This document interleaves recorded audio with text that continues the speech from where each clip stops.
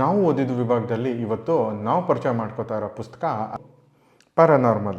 ಈ ಪುಸ್ತಕದಲ್ಲಿ ಸುಮಾರು 21 ಓದಿದ, ಕೇಳಿದ, ಅನುಭವಿಸಿದ ಪ್ಯಾರಾನಾರ್ಮಲ್ ಘಟನೆಗಳಿವೆ. ನಿಮ್ಗನ್ನಿಸ್ಬೋದು ಈ ಥರ ಕಂಟೆಂಟು ಯೂಟ್ಯೂಬಲ್ಲಿ ಸುಮಾರಿದೆ, ಇದನ್ನೇ ಯಾಕೆ ಓದಬೇಕು ಅಂತ. ನಮಗೂ ಫಸ್ಟು ಹಾಗೆ ಅನಿಸಿತ್ತು. ಬಟ್ ಯೂಟ್ಯೂಬ್ ವೀಡಿಯೋಲಿ ಯಾರೋ ಮಾತಾಡಿದ್ದನ್ನು ಕೇಳೋದಕ್ಕೂ ಪುಸ್ತಕ ಓದ್ತಾ ಆ ಪ್ರತಿಯೊಂದು ಸಾಲನ್ನು ಇಮ್ಯಾಜಿನ್ ಮಾಡ್ಕೊಳ್ಳೋದಕ್ಕೂ ಅಜಗಜಾಂತರ ವ್ಯತ್ಯಾಸ ಇದೆ. ಈ ಪುಸ್ತಕನ ಓದಬೇಕಾದ್ರೆ ಈ ಘಟನೆ ನಮಗೆ ನಡೆದಿದೆಯೇನೋ ಅಂತ ಅನ್ಸೋದಕ್ಕೆ ಶುರುವಾಗುತ್ತೆ.